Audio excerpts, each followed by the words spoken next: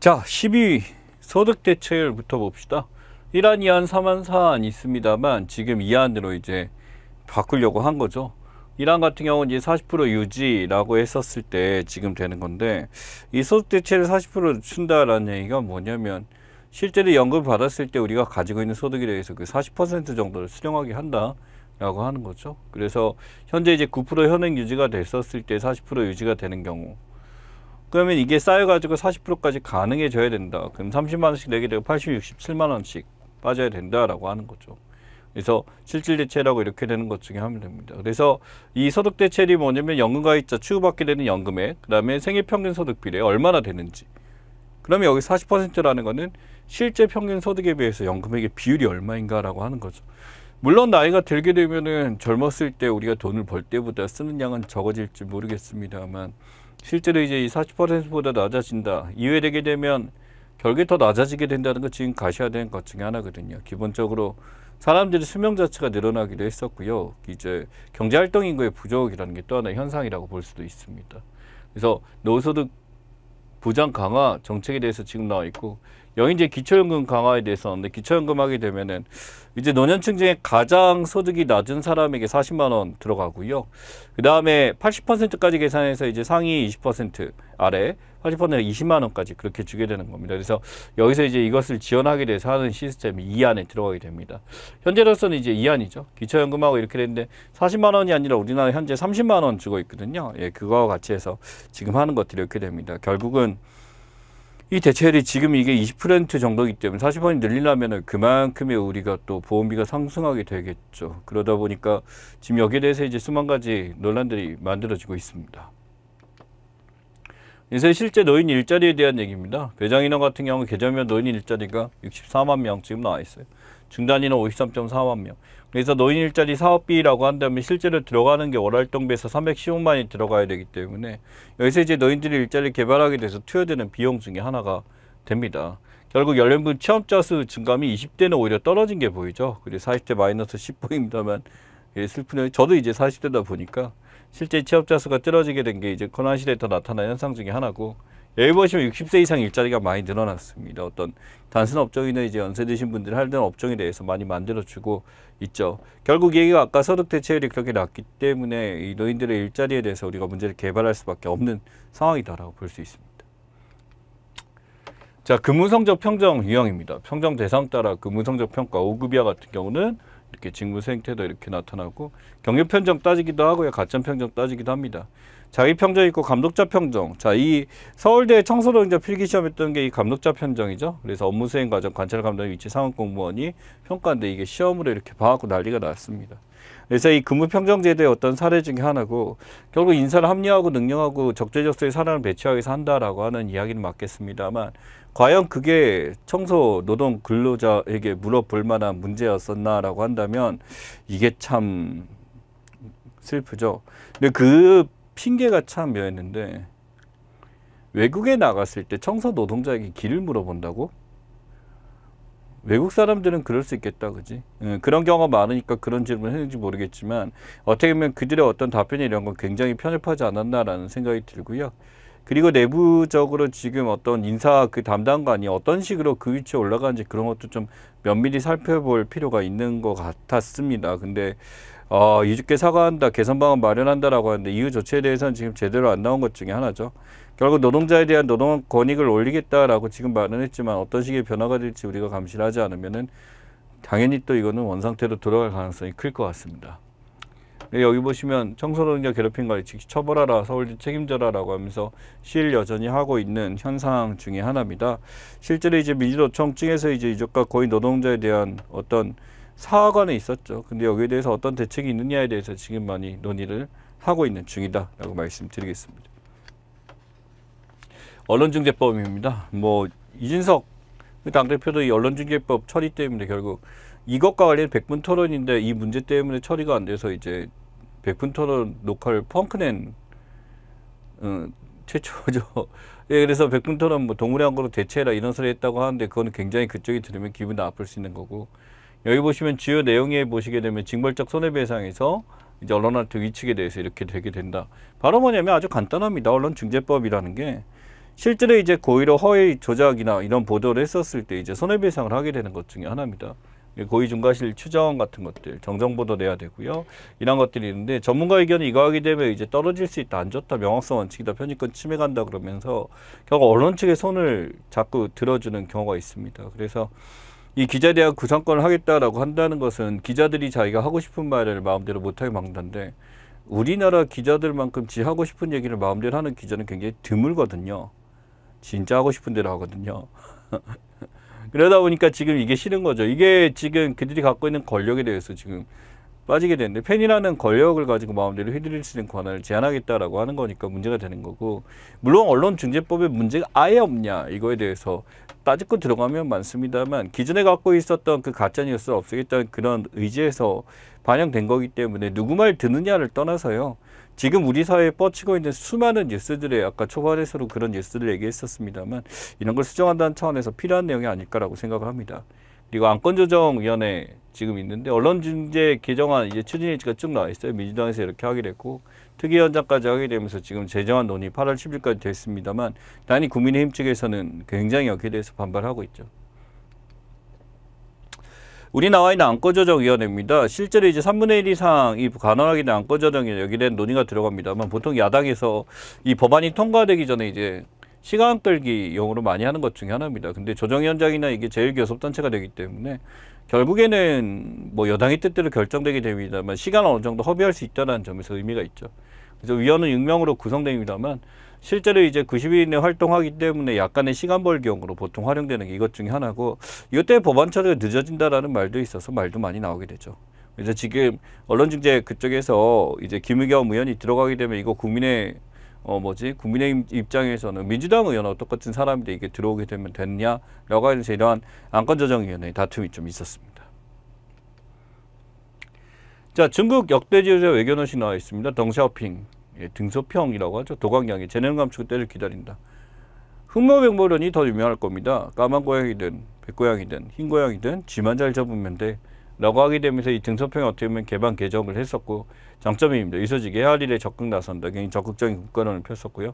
후진타 화평 굴기 있습니다. 평화적으로 부상한다 라고 하게 되면서 이제 팬더 외교 비슷하게 했었고요. 시진핑입니다. 중화민족군 대국으로 일어선다 라고 하게 되면서 굉장히 강력한 바로 이제 전랑의 외교가 나타나고 있습니다. 이 전랑이라는 표현 자체가 중국에서 만든 영화 람보하고 비슷한 영화죠. 막 때려 부순 영화인데 그 이미지에서 이제 가져와서 전랑 외교, 강력한 외교를 이야기하죠. 그래서 상대적인 판다 외교와 전랑 외교에 대해서 비교를 할 필요가 있습니다. 이 미중 대립이 너무 세지다 보니까 굉장히 커지게 됐죠. 미국과 관세 일탈에서 대중유가 안 된다라고 이제 얘기를 했었고요. 무역화의 발표에서 트럼프도 코로나19 중국 바이러스 규정하면서 굉장히 적대적 위치했습니다. 바이든 미국 대통령도 둘이서 많이 얘기했었죠. 그래서 둘이 대화를 하고 이렇게 됐습니다만 결국 여기에 대해서 결론이 나지 않은 게 이 둘의 마지막이었습니다. 그래서 결국 이제 이 판다 해결을 하려다가 이 미중 간 갈등이 강화되게 되면서 깨지게 되고 이제 중국에서 이제 보낸 미국 대사 자체가 이제 젊은 외교관을 보내게 됨으로써 이제 어떤 기존과의 외교 노선과는 다른 전책을 취하겠다라는 게 확실히 보여졌죠. 이전에는 판다 외교입니다. 보시면 이제 에너지 투자 협정할 때마다 팬더 보내줬어요.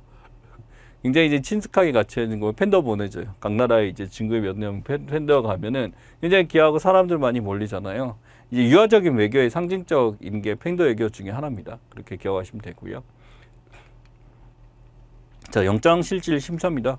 청주시에서 간접활동 혐의로 4명 중에 3명을 이제 영장실질 심사 들어갔죠. 영장실질 심사 바로 뭐냐면 이제 검사가 이제 여기에 대해서 구속영장 청구를 했어요. 그럼 판사 입장에서 본인이 직접 확인할 필요가 있겠다라고 해서 본인 정적 이제 심사를 하게 되는 겨울이옵니다. 판사가 피의자를 직접 신문하여 구속사유를 만드는 경우가 영장실질 심사에 해당하게 됩니다. 그래서 이러한 조사에 대해서 이제 청주 같은 경우 이번에 있었던 그 소위 말하는 그 이제 지령을 받고 북한 공작원의 역할이죠. 북한 공작원 지령을 받거나 북한 공작원에 위치해 있었던 사람을 이제 도망갈 만한 우려가 있다라고 해서 구속영장을 얻게 된 것 중에 하나, 그때 이루어졌던 영장실질 심사 중에 하나입니다. 그러니까 북측 공작원하고 계속 지령 받으면서 이쪽에서 활동했다는 건데 이제는 뭐 너무 많이 와 있는 것 같아요. 너무 많이 와 있고 공작이라고 부르기에는 그냥 공작을 할 만한 여력이 있을까라는 생각도 들어요. 그러니까 너무 공개돼 있고 너무 고립돼 있죠. 고립돼 보니까 어떤 폭력적인 행위나 이걸 하기보다는 결국 눈치 보면서 어떤 타임만 노리고 있는 것이 아닐까라는 생각이 듭니다. 북한 입장에서. 바로 이런 걸 이전에 잘못된 국가보안법이에요. 이 국가보안법은 1948년 12월 1일 나와 있습니다만, 이제 이승만 대통령이죠. 예, 그래서 그때 이제 1차 개정, 2차 개정 하면서 결국 민심혼란죄 집어넣게 됩니다. 그래서 이런 식으로 한 다음에 그 국가 전복의 의지가 있거나 이런 사람들은 최대 사형에 처한다라는 걸 만들게 되면서 방공법이죠. 만들게 된 겁니다. 그래서 이제 쭉 이렇게 이어지게 되다가 결국 여기 보시면 국법법에 의해서 현재 이제 헌법재판소 이런 거 국법법에는 합법이다라는 얘기가 90년대는 있었어요. 그 당시에는 이렇게 있었고, 이적폐하면 국법 합헌견제 하다가 이제 별난 개념, 목적 요건 이런 걸 집어넣게 된 게 이 개정일지고, 지금은 이제 통용되지 않는 것 중에 하나죠. 예, 지금 이 그림을 보시게 되면 ABC라고 나와 있습니다만, 우리가 알고 있는 일종의 문화유산입니다. 한국의 갯벌 세계유산 됐다 그때 세계유산을 정할 때 이렇게 자연물도 있고요. 예, 그렇죠. 그다음에 이렇게 일반적인 이제 인위적인 문화유산도 있고, 이게 두 개가 어우러진 모습, 이런 것도 있을 수가 있습니다. 이제 모아이나 스톤헨지 나와 있고 산 나와 있죠. 이런 식으로 섞여 있는 게 문화유산이 됩니다. 우리나라 유네스코 세계유산 하게 되면 남한산성 조선하는 여러분 다 아시는 것 중에 하나죠. 이렇게 다 위치하게 됐고, 여기에 이제 한국의 갯벌까지 이렇게 들어가게 된 것 중에 하나입니다. 결국 이 국제기구나 NGO의 활동들을 통해서 강조하게 됨으로써 이렇게 되고, 가야 고분군도 지금 여기에 심사 대기로 들어가게 되죠. 여기 유네스코 제안이 되게 되면 결국 이것은 불어 찾아올 만한 가치가 있다라고 보는 것 중에 하나고, 북한 같은 경우 지금 보면 두 가지가 보이죠. 네, 두 가지가 보이고, 남한 같은 경우 지금 보시면 이 정도 12개에서 지금 13개째 늘어나고 있죠. 이런 것들이 지금 유네스코 세계유산 중에 하나입니다. 물론 이 세계유산의 선정에 대해서 이제 말들이 있긴 합니다만, 어찌됐든 제주 화산섬이어서 자연유산으로서는 두 번째다라고 생각하시면 될 것 같아요. 나머지는 인위적 유적인데, 여기 보시면 화산섬 용암동굴은 그야말로 이제 자연의 경관인데, 이게 갯벌하고 같이 들어갔고, 갯벌의 가치는 굉장히 높습니다. 외국 입장에서 어떤 이게 오염을 막는다라는 차원을 넘어서서 굉장히 많은 효과를 주고 있는 것 중에 하나다라고 말씀드릴게요. 자, 그래서 지금 보면 이게 엔저입니다. Non-Governmental Organization 하면 월드비전 보이고요. 여기 보면 CRS나 옥스팜이나 케어, 이게 케어가 우리나라 그 케어 아니고요. 우리나라 케어는 지금 뭐 어떤 엔저라기보다는 이제 그 문제가 많이 돼서 이렇게 됐고, 여기 보시면 인터액션이나 세이브 더 칠드런 지금 나와 있고, 국경 없는 의사들이 있네. 인터내셔널 매스널 캅스. 그러니까 지금 이런 NGO들은 형식상 우리가 들어갔었을 때 어떤 정부나 이렇게 속하지 않고 비정부 기구, 비정부 단체라고 부르죠. 자발적 공식 조직이긴 합니다만 사회적 연대로서 어떤 국가에 한정되지 않는 것을 이야기하게 됩니다. 그린피스나 국제사면위원회나 기타 등 이런 게 여러 개 속해 있죠. 자, 해구산입니다. 해구산 같은 경우 미국은 동맹 해결자 동맹국의 응징 타격한다는 개념. 쉽게 얘기해서 핵이 없어도요. 핵이 없어야 돼. 해구산 되려면. 핵이 없는데 핵이 없는 나라가 다른 나라 핵 공격을 받게 되면은 주변에 있는 핵을 가진 나라들이 그 핵 공격한 나라를 빠개버리는 게 해구산입니다. 결국 우리나라는 핵이 없죠. 우리나라 핵이 없는데 만약에 북한에서 핵을 쏜다라고 하면 해구산이 발동되게 돼서 북한은 핵포화 공격을 받게 된다라는 것 중에 하나입니다. 이게 정식적으로 조약이 있다라기보다는 사실은 이제 암묵적으로 서로 이렇게 결정돼서 하는 것 중에 하나고요. 여기 보시면 북한이 어떻게 핵으로 공격당할 수 있다는 걸 보이죠. 바로 미국의 해구산에 대해서 해구산을 받는 지역, 일본이나 우리나라 이렇게 되게 되면 만약에 북한이 여기다 핵 쏘면 너네는 그냥 박살난다는 거기 때문에 이런 데 중에 하나고, 이런 해구산 정책에 대해서 다양하게 있습니다만 핵무기 금지 조약에 있어서 일본이 항상 참여를 하다가 이제 스가가 처음으로 이걸 안 나가게 되면서 난리가 났었죠. 그러면서 지금 이 말실수도 많고 구설수도 많고 여러 가지가 있는데, 해구산을 통해서 결국에 어떻게 보면 핵 억지를 할 수 있다는 하나의 장치라고 생각을 하시면 될 것 같아요. 그래서 여기 보면 핵무기 금지 조약이 지금 발의됐다라고 하는데 여기 일본이 안 가게 된 거죠. 그러다 보니까 지금 일본 입장에서는 여러 가지 이유가 있습니다만, 당연히 여기서 안 가게 된 것은 당연히 자기 나라의 원폭의 그런 아주 엄청난 참혹한 현실을 겪었기 때문에 일본 입장에서 여기에 대한 반성이 굉장히 많았거든요. 근데 여기서 이제 제대로 이제 안 되게 됨으로써 어떤 구설수에 올라간 게 바로 형식이 됩니다. 자, 온실가스 지금 굉장히 많이 얘기 나와 있고, 우리 이전에 ESG에 대한 얘기도 했었어요.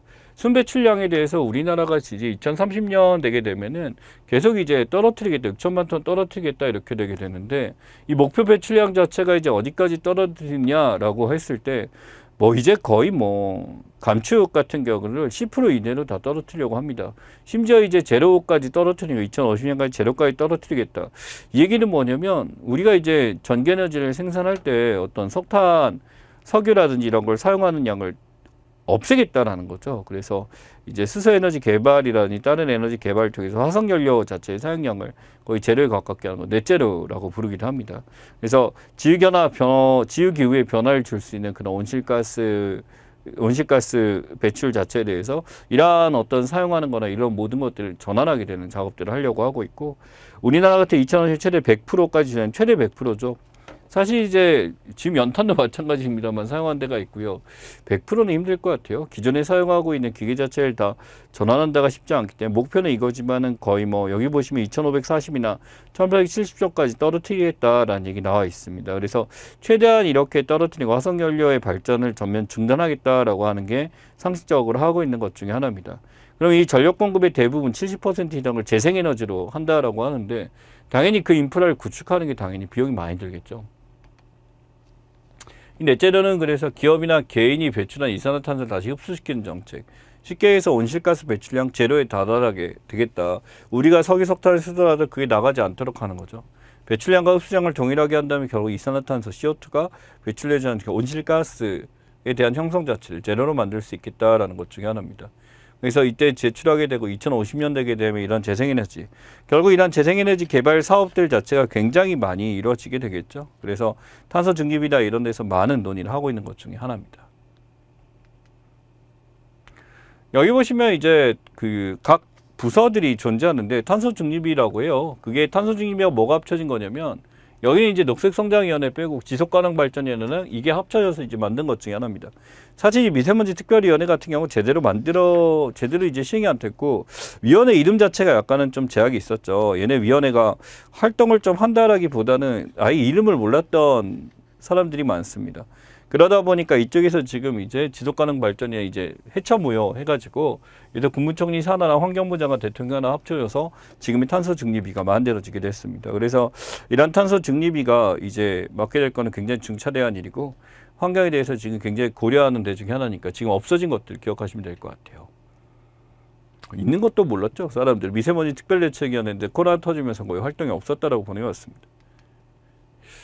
자, 행정심판과 행정소송의 차이입니다. 지금 보시면 이제 행정소송을 걸었죠. 박원순 씨 유족에 대해서 이제 행정소송 제기를 했었죠. 국가인권위원회 대상으로 했었던 것 중에 하나고, 행정부를 통해서 명백한 이제 피해를 보았었다라고 하는 것 중에 하나입니다. 위법한 처분에 대해서 증하고 법원에 대해서 이렇게 넣는 것 중에 하나고요. 행정심판 같은 경우 위법 부당한 처분에 대해서 하는 것 중에 하나인데, 판단기관 자체가 행정심판위원회에서 이루어지게 됩니다. 법원하고 차이가 있죠. 그래서 심판법과 소송법에 대한 차이가 있으니까 이렇게 되고 비공개로 이루어진다는 건데, 이건 개인에 대해서 위원회 한 거니까 행정소송이 들어간 사례다라고 볼 수가 있겠죠. 그래서 인권위에 대해서 성희롱 인정에 대해서 취소소송 해달라. 이것은 잘못됐다라고 하는 것 중에 하나입니다. 아무래도 지금은 유족의 입장이고 이제 당사자가 없어진 상황이기 때문에 이 취소 소송을 한다라고 한다면은 이런 일이 없었다라는 것을 이제 증명을 하는 거고, 저쪽에서 이런 일이 있었다라고 판단되기 때문에 판결을 내린 것 중에 하나죠. 시간이 지켜봐야지 알 수 있을 것 같습니다. 그래서 실제로 이제 이쪽에 하는 위원회, 우리가 이제 알고 있는 위원회 중에 하나가 인권위 소송위원회 이쪽에서 하는 것 중에 하나인데, 여기서 보시면 준사법기구, 독립기구, 종합적인 인권제, 준국제기구 나와 있습니다. 이 국가인권위원회의 역할 중에 하나예요. 인권위원회는 독립기구, 준사법기구다, 준국제기구다. 사법기구가 이거고 인권 전담에 대해서 이렇게 맡고 있는 국가인권위원회 역할입니다. 그래서 하나의 정식위원회이기 이전에 여기 보시면 준사법, 준국제의 성격을 따르고 있다는 거 기억을 하시면 좋겠습니다. 자, 고용부정지표 지어 나왔어요. 여기서 이제 개념 나온 게 취준생 80명 역대 최대 나와 있고, 10명 중 3명 공무원 준비하고 있고, 여러분도 이 중에 하나가 될 것 같습니다. 여기 보시면 비경제활동 인구죠. 이 비경제활동 인구라고 했었을 때 경제활동 인구와 취업자, 실업자, 지금 우리가 이제 취업에 대한 의지가 있고 취업활동에 대해서 준비를 해왔다면 실업자 이쪽에 들어가게 되겠죠. 근데 이제 비경제 활동인구는 잠재 취업 가족자라고 하지만은 실제로 이제 우리가 어떤 구직을 하거나 구직을 할 수 없는 상황에 처했을 때 이 비경제 활동인구로 빠지게 될 겁니다. 그래서 여기서 이제 고용 보조 지표에서 이제 계산해야 될 때 이 라인에서 많이 이제 계산하게 되는 것 중에 하나죠. 그래서 비경제 활동인구는 취업도 실업도 아닌 상태에 있는 사람들이라고 보시면 될 것 같습니다. 장애가 있거나 가정주부라든지 어떤 학생 같은 경우 또 이런 상황에 들어가게 됩니다. 또는 이제 일할 의사가 없거나 일할 능력이 전혀 없는 경우라고 포함하면 되겠고, 일할 능력도 있고 의사가 있다라고 하면 경제활동인구에 포함돼서 이쪽에 들어오게 되겠죠. 굉장히 기본적으로 잘 나오는 내용이니까 기억하시기 바랍니다. 자, 시어스 인구 현황입니다. 2020년이니까 더 나왔고 2021년 수치가 현재 아직 나오지가 않았겠죠. 근데 저거보다 훨씬 더 늘어났을 것 같습니다. 그래서 일할 능력이 있지만 특별한 이유 없이 쉬는 경우라고 나와 있습니다. 실제로 이 비경제 혈당한것 중에 여기서 이제 일할 능력이 있음에도 그냥 쉬는, 그냥 노는 친구들에 대한 얘기인데 20대가 지금 압도적으로 늘어났죠. 30대도 늘어났고 쭉 보시면 이렇게 되지만 60대나 50대는 오히려 일을 더 하고 있는 상황이 보이게 됩니다. 그래서 통계청에서 2020년 11월에 조사했는데 아마 이후에 몇 개월이 있으면 또 한번 조사가 이루어지게 될 겁니다만, 최근에는 이제 대부분 다 졸업했는 일자리 없는 청년의 숫자들에 비해서 실제로 이제 이런 쉬고 있는, 놀고 있는 사람들이 훨씬 더 많다죠. 이 놀고 있다라는 게 일할 의지가 있는데도 놀는 거랑 그냥 노는 거랑은 차이가 있다는 걸 기억하셔야 됩니다. 적어도 지금 제 얼굴을 보고 있다는 건 이 일하겠다는 의지가 충분히 있으시기 때문에 지금 켜놓고 보시지 않나라는 생각도 들고 좋은 결과 있으시면 좋겠습니다. 자, 교토의정선과 파리협정입니다. 실제로 이제 그리스터키 지금 화제들 계속되는데 이거 옛날부터 계속 있었어요. 여기 그러니까 이런 어떤 화제에 대해서 이들이 이게 화제가 잘 나는 지역이다라는 것보다 이런 것을 방지할 수 있는 시스템 자체에 대해서 굉장히 미비되지 않았나라고 생각을 합니다. 이 기후변화 협약의 정리 중에 교토의정 파리협정이 있죠. 뭐 출제가 되려면 파리협정 쪽에 나와야 되는 파리기후 협약에 대해서 보통 나오는 게 같고, 교토의정서는 온실가스 배출량이에요. 5.2% 줄이자라고 하면서 탄소 거래 매출권 같은 것들이 나타났고요. 파리협정은 여기서 보시면 교토의정서 만료 이후에 이루어지게 됐고 198개국 모여서 지구 평균온도 2도씨 상승 이하 유지하겠다라고 하죠. 매년 0.1도씩 증가하고 있는데 이게 굉장히 큽니다. 0.1씩 증가하는 게 굉장히 크고 점점 더워지고 있는 거죠. 그래서 이 온실가스 사용 때문에 이러니까 이런 것들 논의하고 있다라고 기억하시면 될 것 같습니다. 그래서 이 기후협약 핵심 사항입니다. 온도가 훨씬 작게 상승해야 되고, 재원 같은 경우 최소 100억 달러들 부자들이 여기서 투자를 하게 되고요. 이제 선진국이 먼저 앞서겠다. 예전에는 교토의정서 같은 경우는 선진국이 앞선다라기보다는 선진국이 오염시키고 있는 것을 개도국들한테 떠넘기는 그런 분위기였는데 이제 바뀌고요. 온실가스 배출 감축. 그래서 우리나라 넷제로가 들어갔고 책임 분담, 점검 방식, 기후변화 피해까지 다양한 것들 논의하고자 합니다. 자, 2021년 여름입니다. 바로 전력딜런이 없었어요. 우리 여름 이제 다 나서 가을이 됐습니다만 나름대로 이제 잘 했었죠. 그래서 이 전력 피크가 8월이 이제 이렇게 됐었다라고 하게 되고, 집에 있는 사람도 매우 많았습니다. 그러니까 코로나 때문에 거주자도 많았는데 월성에 조기 재가동하고요. 그래 최저 예비력 같은 거 맞춰주게 됐는데 오히려 전력 딜런 없이 전력이 안 끊기고 잘 유지했다는 거에서 굉장히 중요하죠. 그래서 예비율 11.1% 나타내 예비율 나름대로 전력 예비율 보관하는 것도 잘 관리가 됐습니다. 그래서 지금 우리나라가 이런 식으로 얼성 신호기다 이런 걸 조기하게 됨으로써 나름대로 이제 이 탈원전을 너무 빨리 선언한 게 아닌가라는 비판들이 많이 있고 있죠. 그래서 이런 원전들에 대해서 어느 정도 탈원전을 하겠다에 대해서 어느 정도 시간이 지나야지 이걸 할 수 있지 않을까라는 생각을 하시면 됩니다. 원자력 발전소 왜 하나요? 라고 한다면 아주 쉽습니다. 이제 재료값이 안 들어요. 우라늄이라는 게 절대 비싼 게 아니고, 그래서 재료값이 거의 없는 거에 가깝기 때문에 전기 생산이 거의 무한되지만 거기서 나타난 폐기물의 오염 때문에 항상 논란이 되고 있는 것들 중에 하나죠.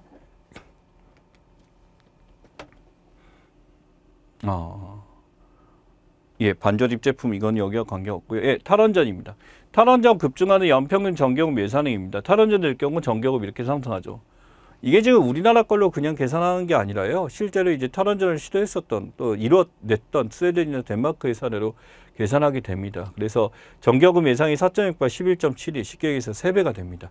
지금 3만 원 나온 데는 뭐 9만 원이 되는 거 20.1% 5배가 상승하는 게 2031년이죠.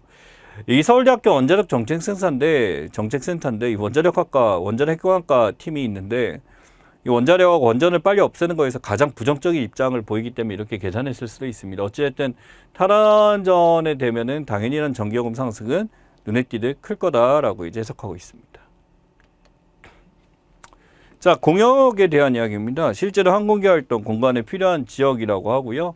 A등급 공역은 계기 비행을 해야 된다. B등급 계기 비행, 시계 비행해야 된다. C등급, D등급 해서 나와 있습니다. 그래서 이러한 공역이라는 게 우리가 관제 공역이 통제가 되는 공역이고 비관제 공역은 비행 정보 업무만 제공되는 공역이다. 그래서 공역의 단위가 가장 낮은 것을 볼 수가 있죠. 그래서 이러한 공역의 위치에 대해서 서로 간에 이제 조금 이 민군이나 이제 탄력적으로 운영하게 되면 비행기 운항 속도나 기타 등 모든 것을 이제 다 잡을 수가 있어서 하게 되는 것 중에 하나다라는 거. 그 다음에 수요자 중심의 공항을 만들겠다, 공역을 만들겠다라고 했죠. 그래서 우리가 알고 있는 이제 하늘길 같은 경우도 나름대로 이렇게 큰 의미가 있는 게 우회하는 곡선 항로가 있어요. 근데 공역을 비활용 시에는 직선으로 비행해서 비행거리가 단축되게 된다라는 것을 기억을 하시면 됩니다. 그래서 항공로가 이렇게 돌아가다가 특수목적 공역에서 다이렉트로 하게 되면 사실 우리가 그 밑에 있는 뭐 군사실현 이걸 뭐 보면서 가진 않잖아요. 예, 그래서 지금 이런 것들이 어떤 좀 이제 유대리를 가하게 되면 이렇게 탄력적 공역 운영이 가능하게 되고 시간 단축이 이루어지게 된다가 이 스토리다라고 보시면 됩니다. 예, 세계유산 등록 건수 나와 있어요. 한국 보시면 이제 10인데 이거 옛날 자료긴 합니다만 지금 14개까지 올라왔죠. 지금 보시면 이쪽에 숫자들 보입니다. 이탈리아, 스페인, 중국. 소위면 볼 거 많다는 나라들이에요. 이렇게 세계유산이 많이 들어와 있고요. 유네스코 세계유산 등재에 대해서 서로 이렇게 많이 올리려고 노력하고 있는 것 중에 하나입니다. 프랑스, 독일, 멕시코, 인도, 타지마, 영국, 러시아, 미국 보이시죠? 이런 식으로 이제 다양한 나라들이 세계 문화유산에 등록을 하게 됨으로써 우리나라는 그 나라의 이런 문화유산 중심으로만 봐도 관광이 이루어지게 됩니다. 근데 이제 중요한 건 일본의 군함도인데 이 군함도에 대한 문제에 대해서 결국 일본이 제대로 설명을 미흡해서 이제 포기를 했죠. 반론 포기를 하게 되고 인정을 하게 된 것 중에 한데 해저 탄광에 대해서 우리나라 사람들이 많은 사람이 인권 유리를 당하면서 있었던 거 영화로도 만들어졌었습니다만 이런 역사 인식에 대해서 이제 일본이 비판받을 것을 생각해서 결국 안 하게 된 사례 중에 하나입니다. 군함도는 내용을 좀 기억해 주시면 좋겠고요. 자, 전자투표 전자위임장 제도입니다. 브라질 대통령 사법부에 전자투표 폐지를 하자라는 걸로 승부를 하게 됐다라고 하는데 기억해야 될 전자투표죠. 우리나라 이제 일부 활용하고 있습니다만 주유처인 전자투표 시스템에 직접 의결권을 하게 돼서 비용 자체 굉장히 간편하고요. 장소에 구애 없이 할 수 있다라는 게 이쪽에 있습니다. 위임장 같은 경우는 위임장 대신하게 돼서 권위자 입장에서 이걸 하게 되면은 대리 투표나 대리로 이제 의사를 전달하는 게 충분히 가능해지는 것 중에 하나죠. 지금 보우소나루 브라질 대통령 이 사람 때문에 그런 건데 브라질의 트럼프 굉장히 극우적입니다. 그러니까 이 사람들에 대해서 굉장히 강력하게 하고 있기 때문에 기존의 법무부의 다툼이 굉장히 많은 상황이니까 이렇게 됐었고 이전에 보우소나루는 작년 자료에서 아마 저번 달 자료에서 한번 다뤘던 기억이 납니다.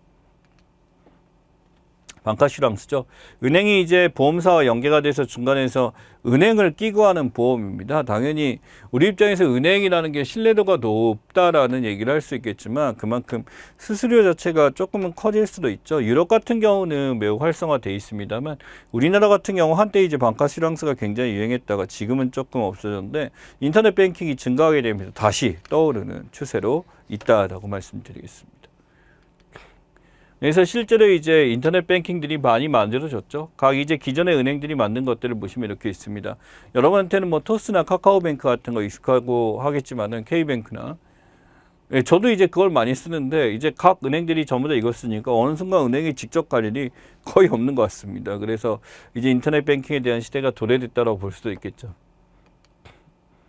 자, 패닉바잉, 스토리노믹스 나와 있습니다. 여기 패닉바잉 줄었다 지금 40%인데 실제로 패닉바잉을 다듬은 말이 이제 나왔죠. 공황 구매라고 합니다. 공황으로 구매하게 되는 거. 가격 상승 물량 소직 때문에 하는 건데 생필품, 주식, 특히 부동산이 이제 패닉바잉인데 영끌이라고 그래서 하게 되는 것 중에 하나인데 그러다 보니까 가격이 급상승하게 되는 현상이 나타나는 게 패닉바잉입니다. 전쟁 난다. 그러면 뭐 라면 사고 이런 것들 생수 사고 하는 것 중에 하나죠. 스토리노믹스 같은 경우는 이야기에 대한 경작, 영화, 게임, 애니메이션 등 문화사업 이끄는 걸 이야기합니다. 해리포터 시리즈도 있고 우리나라도 이제 스토리만 주로 만드는 기업들이 분명히 존재하죠. 그래서 어떤 기업의 어떤 메뉴가 이 메뉴가 만든 역사라든지 이게 어떻게 다듬어졌냐 이런 것들도 여기 들어갈 수 있습니다. 서울 아파트 매매 2030 비율입니다. 44.7% 조만간 이제 50%에 도달하겠죠. 이들이 돈이 있어서가 아니라 끊임없는 이제 어떤 영끌이라고 하죠. 모든 이제 대출받아서 있는 거 구매하는 것을 이야기합니다. 왜 더 오른다라고 보기 때문에 문제 발생할 것 같습니다. 예, 저도 집이 있긴 해요. 집이 있긴 하기 때문에 오른 게 좋을 수도 있겠지만 저는 이게 계속 갈 거라는 생각은 들지 않네요. 네. 메시입니다. 이 시기죠. 주급 보세요. 19억이에요. 주에 19억이야. 주에 19억. 일주일에. 이 단위가 별로 안 보이죠. 호날두 14점이 네이마르 이렇게 보입니다. 차이 크죠. 거의 2배 되고 이렇게 되니까 이거 22시즌까지 전 세계 축구 선수 지금입니다. 이 메시라는 사람이 어떤 사람인가 아마 너무나도 잘하는 친구들 지금 있을 거고요. 몇 분 같은 경우는 뭐 축구에 관심 있는 사람 별로 없을 겁니다.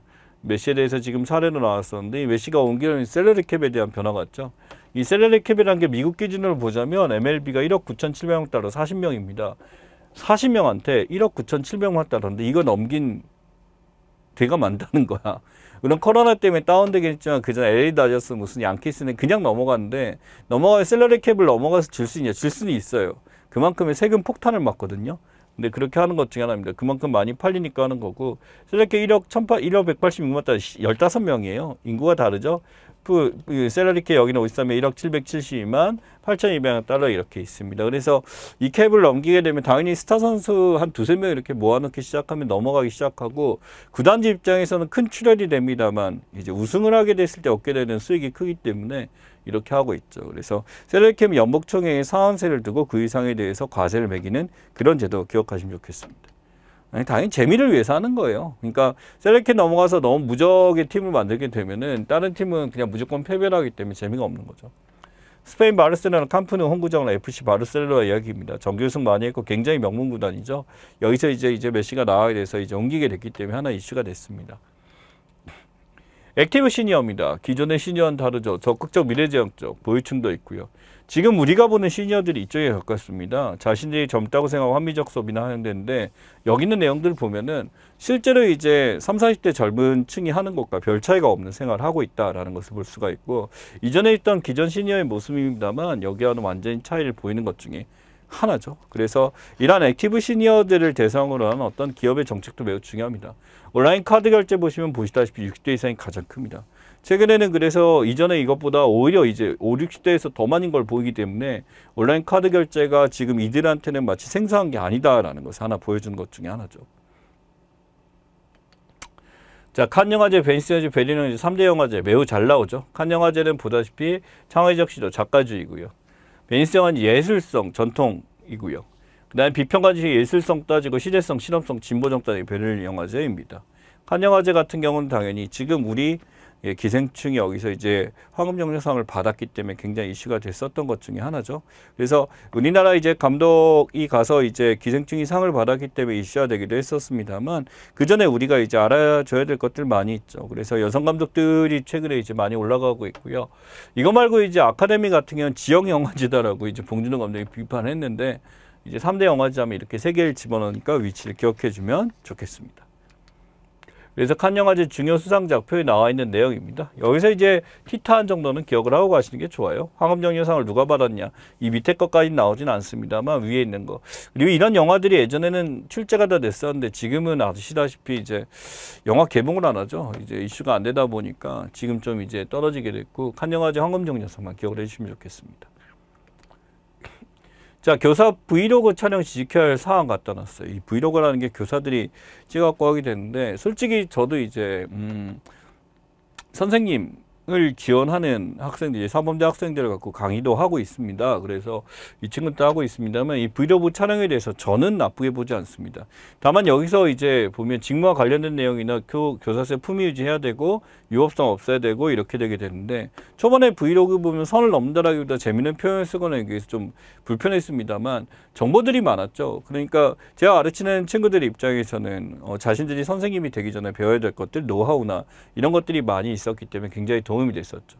문제는 이제 학교 안에서 촬영하는 게 늘어났죠. 특히 초등교사들 같은 경우 안에서 일진에 이런 걸 많이 하게 됐습니다. 근데 학생 촬영 입장에 물론 이제 학부모 사전동인데 이게 잘 안 되는 경우가 많아요. 그래서 그게 문제가 돼서 많이 되게 됐고, 또는 이제 노출되는 모습들 자체에 대해서 학생들 모두가 동의하기 힘듭니다. 어쩔 수 이끌려서 되는데 불편한 사람도 있을 수도 있겠죠. 그래서 당연히 교사 브이로그에 대해서 논란이 많이 되고 있습니다만, 최근에 이걸 갖고 범죄 부채질이라고 해서 나쁘다고 보는 경우도 있는데, 거기까지 가는 건 너무하지 않았냐. 그래서 어느 정도 이제 라인을 지키고 이루어진다라고 한다면 오히려 양질의 콘텐츠라고 저는 생각하고 있습니다. 자, 여성가족부죠. 이 여성가족부 입장에서 여성의 정책, 기획, 종합, 권익증진, 가족부가 하는 일입니다. 이런 일들에 대해서 우리가 너무 비판하면 안 되는 게요. 실제로 이제 여성에 대한 얘기가 나옵니다만, 가족과 다문화 가족정책이라고 해서 가족에 대한 청소년육지보호죠. 이쪽에 이제 양육에 대한 비용 자체가 여성가족부 재원의 대부분을 차지해요. 근데 여성정책도 중요하죠. 예, 그러다 보니까 여성의 권익증진 비용인데, 이게 점점 여성가족부 입장에서 많이 할 수가 없는 거고, 이 논의가 되는 거는 이런 일이기 때문에 비판하지 마라가 아니라, 이런 일들 다른 부서가 할 수 있지 않냐. 부서가 괜히 늘리게 되면서 이런 일이 되다 보니까 문제가 된다라고 하는 거죠.